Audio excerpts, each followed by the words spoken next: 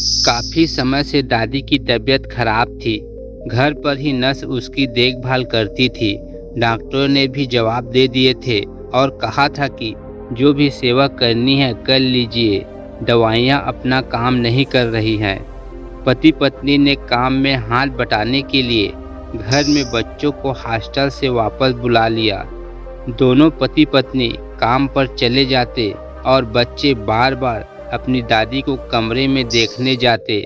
दादी ने आंखें खोली तो बच्चे दादी से लिपट गए और बोले, दादी, पापा कहते हैं कि आप बहुत अच्छा खाना बनाती हो, हमें हॉस्टल का खाना अच्छा नहीं लगता, क्या आप हमारे लिए खाना बनाओगी? नर्स ने बच्चों को डांटा और बाहर जाने को कहा तो अचानक से दादी उठी और नर्स पर बरस पड़ी। आप जाओ यहाँ से, मेरे बच्चों को डांटने का हक किसने दिया है? खबरदार अगर बच्चों को डांटने की कोशिश की। कमाल करती हो आप, आपके लिए ही तो मैंने बच्चों को मना किया। बार बार आते हैं आपको देखने के लिए और डिस्टर्ब करते हैं, आराम भी नहीं करने देते। नर्स ने कहा, अरे इनको देखकर मेरी आंखों और दिल को कितना आराम मिलता है तू क्या जाने। ऐसा कर, मुझे जरा नहाना है, मुझे बाथरूम तक ले चल। दादी बोली। नर्स हैरान थी, कल तक तो दवाई काम नहीं कर रही थी और आज ये बदलाव सब समझ के बाहर था। हैरानी तो तब हुई जब नहाने के बाद दादी ने नर्स को खाना बनाने में मदद करने को कहा। पहले तो मना किया, फिर कुछ सोचकर वह मदद करने लगी। खाना बनने के बाद बच्चों को बुलाया और रसोई घर में ही खाने को कहा। बच्चे बोले, दादी हम जमीन पर बैठकर खाएंगे, आपके हाथ से। मम्मी तो टेबल पर खाना देती है और अपने हाथ से खिलाती भी नहीं है। दादी के चेहरे पर खुशी थी, वह बच्चों के पास बैठकर उन्हें खिलाने लगी।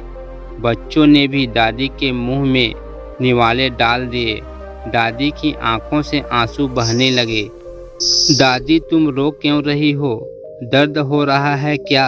मैं आपके पैर दबा दूं? बच्चों ने कहा, अरे नहीं, ये तो बस तेरे बाप को याद करके आंसू आ गए। वो भी ऐसे ही खाता था मेरे हाथ से, पर अब कामयाबी का भूत ऐसा चढ़ा है कि खाना खाने का भी वक्त नहीं है उसके पास और न ही माँ से मिलने का। दादी ने कहा। बच्चे बोले, दादी तुम ठीक हो जाओ, हम दोनों आपके ही हाथ से खाना खाएंगे। दादी बोली, और पढ़ने कौन जाएगा? तेरी माँ रहने देगी क्या तुमको? बच्चे बोले, दादी अब हम नहीं जाएंगे, यही रहकर पढ़ेंगे।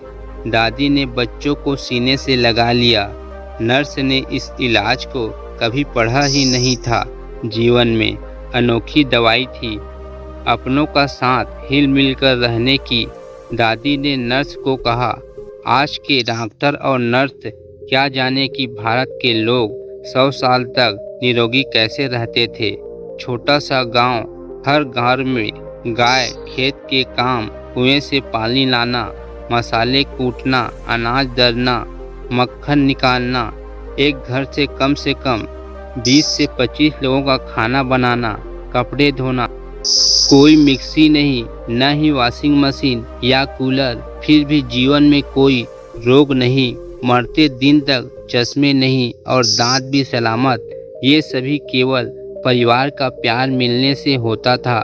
नर्स तो यह सुनकर हैरान रह गई और दादी दूसरे दिन ही ठीक हो गई। दोस्तों, वीडियो पसंद आई हो तो वीडियो को लाइक शेयर करें और चैनल पर पहली बार आए हो तो चैनल को सब्सक्राइब करें। धन्यवाद।